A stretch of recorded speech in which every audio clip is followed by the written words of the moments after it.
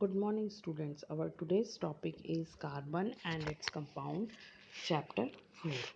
In chapter 3rd, we have studied about metals and non-metals. One of the most important non-metal is carbon, having the symbol C. It is very important to us, both in the elemental form as well as in the combined form. In fact, we can say that carbon is a versatile element as is evident from the following examples. So here I would like to give you some of the examples from which you can understand how carbon is important for us. Now, as you know very well, all living systems such as human beings, animals, birds, insects, plants, and of this universe are made up of carbon compounds. These all are made up of carbohydrate, protein, fats, vitamins, hormones, which are the compounds of the carbon.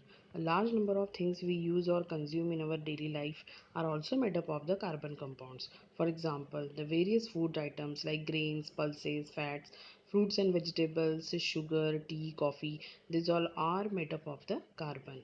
We eat whatever we are eating, this everything is made up of the compounds of the carbon. Similarly, cloths, wool, nylon, terylene, different types of cloth material, textile material we wear, and dyes we use to brighten and beautify our clothes are again made up of the carbon compounds. So we can say that the most of the things which we are using in our daily life are made up of the carbon compounds.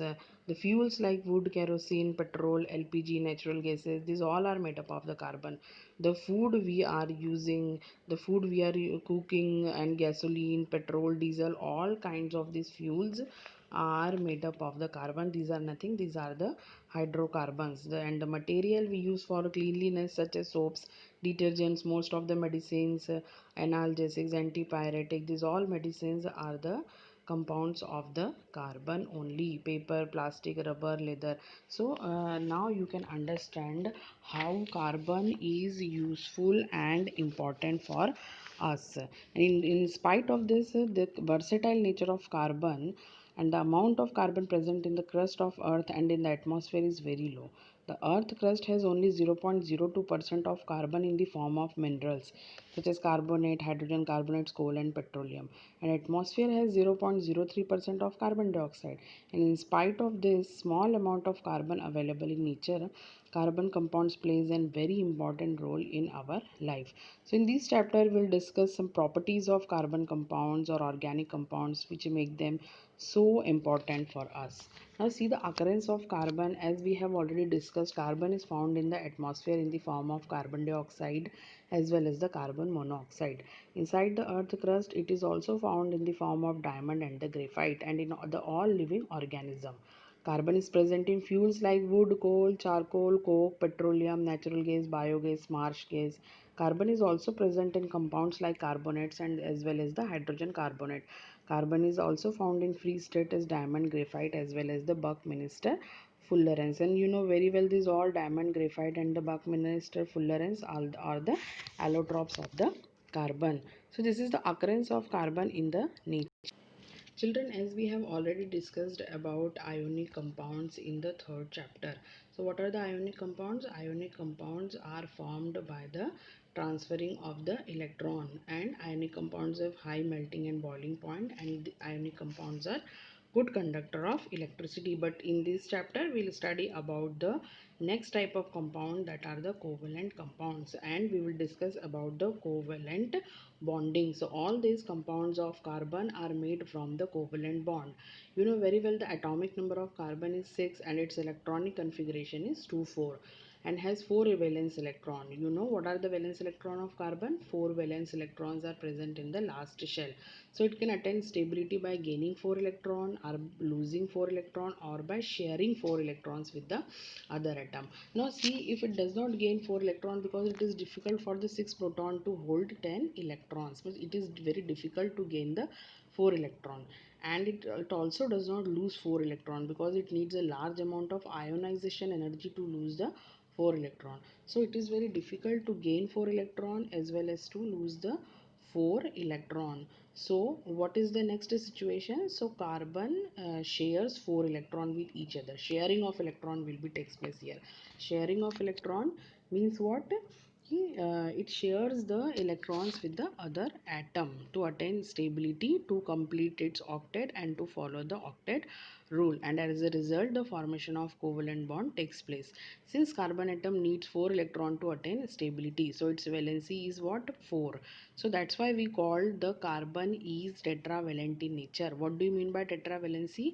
Tetravalent nature means what? Its valency is 4. Its valency is 4 means what? It have 4 valence electron. It have 4 electron in the last shell. Okay, and how it forms the bond? With by the sharing of electrons, neither by gaining the electrons nor by losing the electron. It forms bond with the other atom by the sharing of. Now see what is this covalent bond. This covalent bond is a type of chemical bond formed between two atoms by mutual sharing of valence electrons between two atoms, so that each atom acquires a stable electronic configuration. Stable electronic configuration means what? It can complete its octet or it can achieve the nearest noble gas. And this type of bond is called what? Covalent bond. And the number of electrons contributed by each atom for sharing is known as its covalency, and the compound formed by sharing of electrons are called the covalent compound. So the covalent bond is a chemical bond which is formed by the sharing of electrons between the two atoms. The sharing of one pair of electron result in the formation of single covalent bond.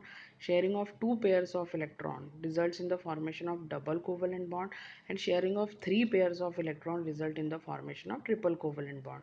It means what? Given one electron pair share, one electron pair means what? Number of electrons are 2, means when two electrons are get shared between the two atoms, it forms a single covalent bond.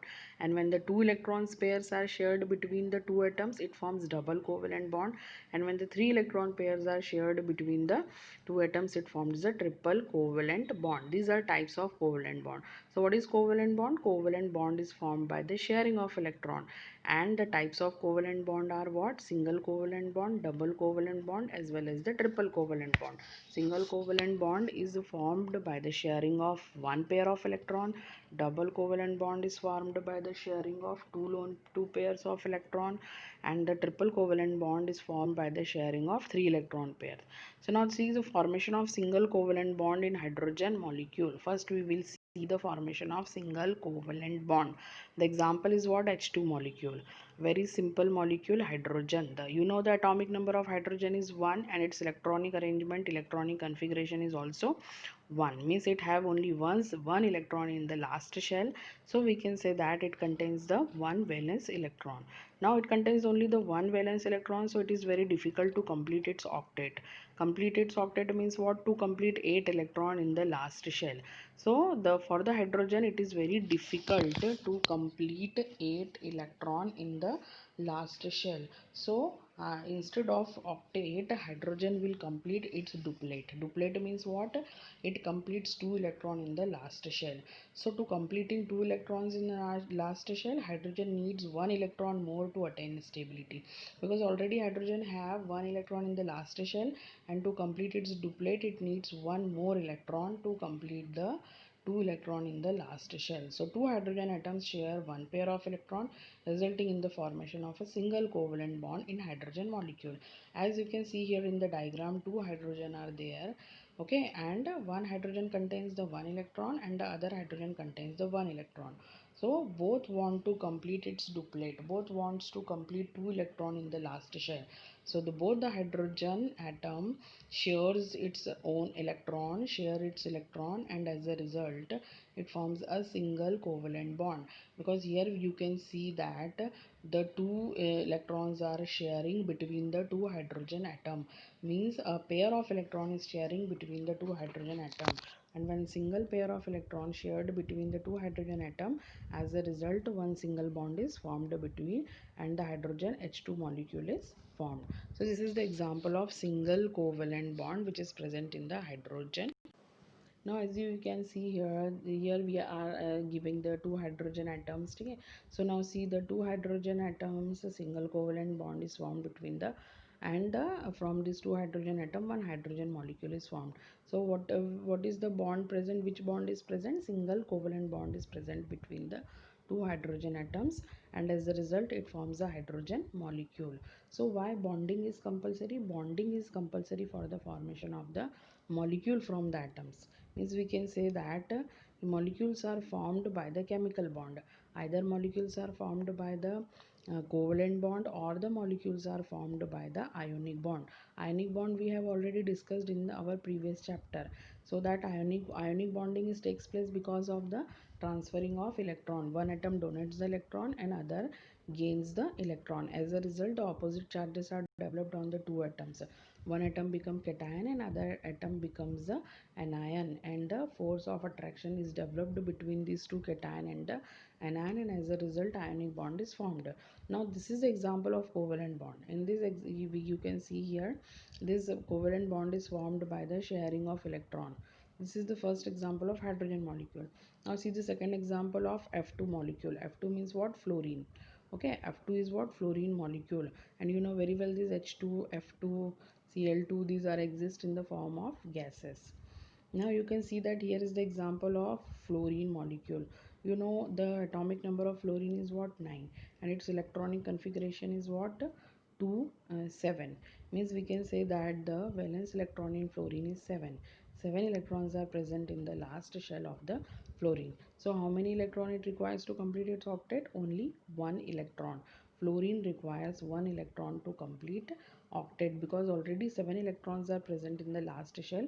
Now fluorine requires only 1 electron to complete its octet. Now here we have two fluorine atom, and both the fluorine atom requires 1 electron to complete its octet.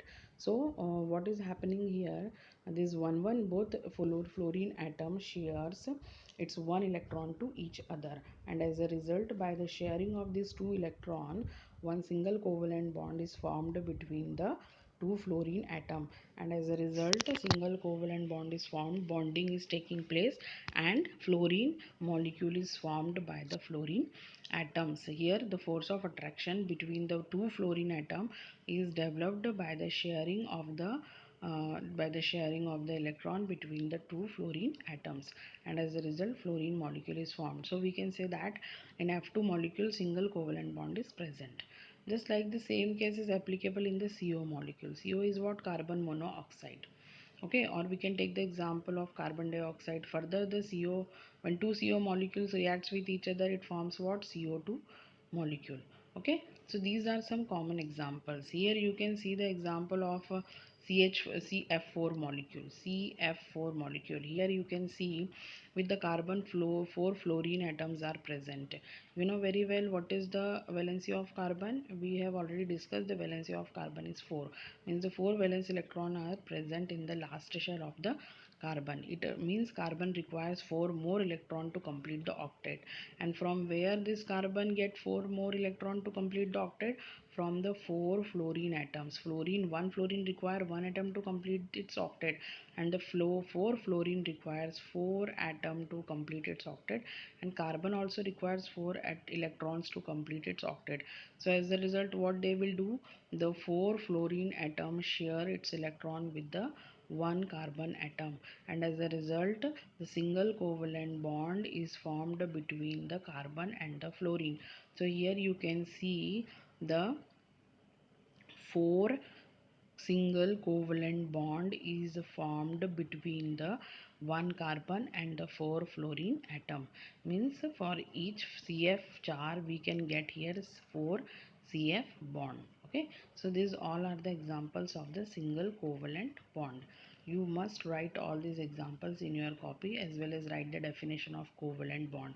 So now what is covalent bond? Covalent bond is nothing, it is formed by the sharing of the electron. And what is the main objective? To complete the octet. And what is the application of this covalent bond? By this covalent bonding, the molecules will be formed by the atom. When it shares 1 electron pair, it forms single covalent bond. When it shares 2 electron pair, it forms double covalent bond, and when it shares 3 electron pair, it forms triple covalent bond. So here we have discussed the single covalent bond. Now in the next lecture we'll discuss about the double as well as the triple covalent bond. Now you must complete, children, you must complete your notes. Go through this topic from the NCERT book, and prepare your notes, chemistry notes, and write these examples in your chemistry notes. Thank you and have a nice day.